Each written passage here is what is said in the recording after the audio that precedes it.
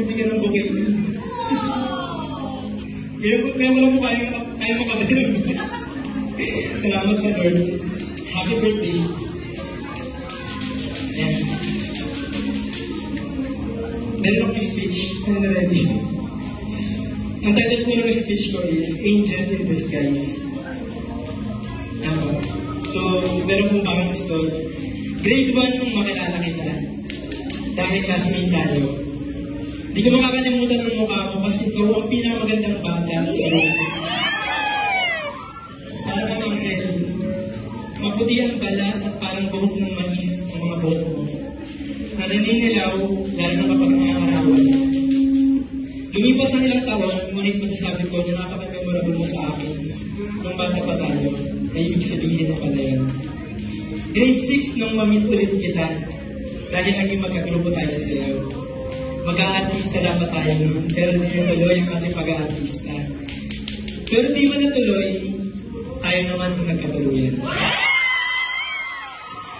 Ako po tama po kayo ng dinay, naging kami po ng grade 6. Pasensya na po, nagmahalong po. Pero dahil bata pa, eventually, nagkahiwalay din tayo. Nag-high school at nakatungtong na ng college. 5 taon ang lumipas. 2013 September, may nag-friend request sa akin. Ang pangalan, Miss Marimal. Tawang-tawa pa nga ako kasi ang spelling ng Miss ay M-S-X-Z. Miss Marimal. At tingin ko yung picture, expect ko. Hanggang naging magka-text tayo, magka-call, halos di na tayo natutulog ng mga panahon yun. Kasi puro peligla lang ang dumadali sa ating mga ugat. Nung kaunting yun ay naging tayo. Nagpapasalamat ako ng sobra-sobra sa Panginoon kasi yung classmate ko ng grade 1 pala ang makakatuluyan ko. At salamat din sa Panginoon dahil yung kaunting yun, ilang buwan lang in-invite tayo sa Christ Enhanced Fellowship. Up to now, napapatuloy na tayo. Thanks, Greg.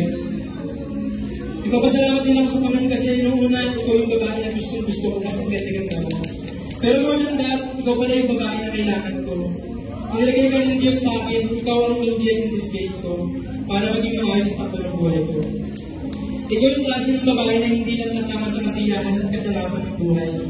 Ikaw yung klase ng babae na nakakasama ko tuwing nahihirapan ako, nag-discourage, nag-disappoint, at halos nawawala ng pag-asa.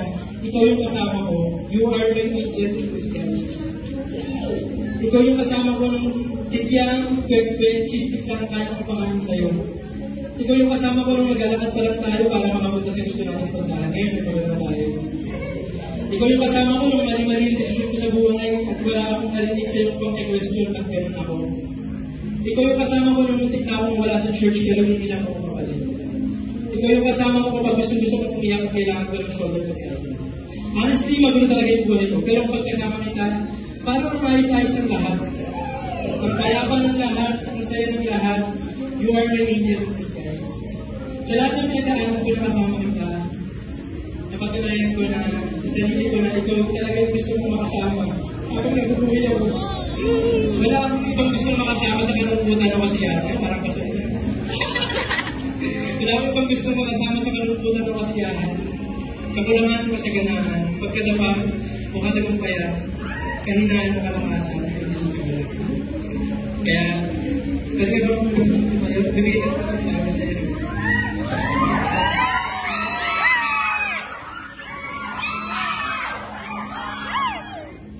May gusto sana akong itanong sa iyo.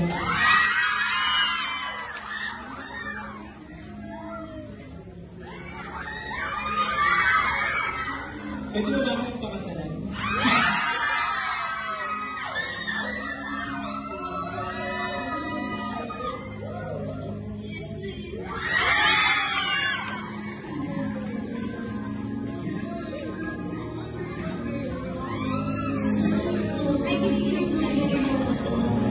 Nag-gusto ko siya.